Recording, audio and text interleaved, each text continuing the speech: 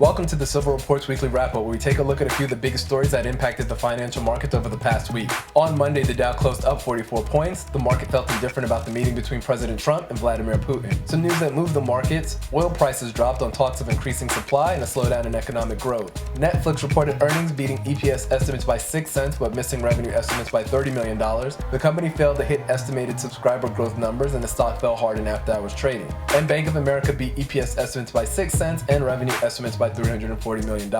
On Tuesday, the market closed up 55 points. In news that moved the markets on Tuesday, Federal Reserve Chairman Jerome Powell expressed optimism about the U.S. economy. Goldman Sachs named a new CEO and reported earnings. Goldman beat EPS estimates by $1.32 and revenue estimates by $660 million.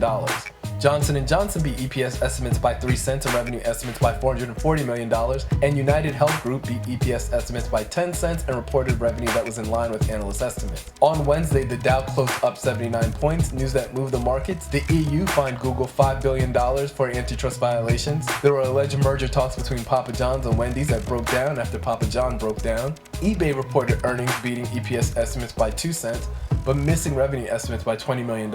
American Express also beat EPS estimates by 2 cents and also missed on revenue but by $50 million. IBM rode new business during the quarter to higher revenue, beating revenue estimates by $120 million and EPS estimates by 4 cents. Abbot Labs beat EPS estimates by 2 cents and revenue estimates by $60 million.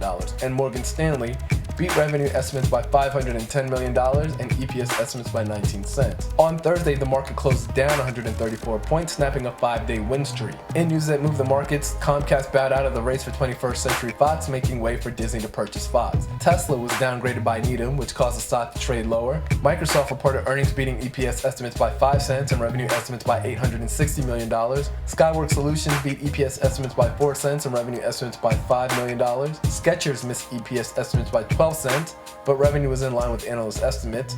Phillip beat EPS estimates by 18 cents and revenue estimates by $200 million. And Capital One beat EPS estimates by 59 cents and revenue estimates by $240 million.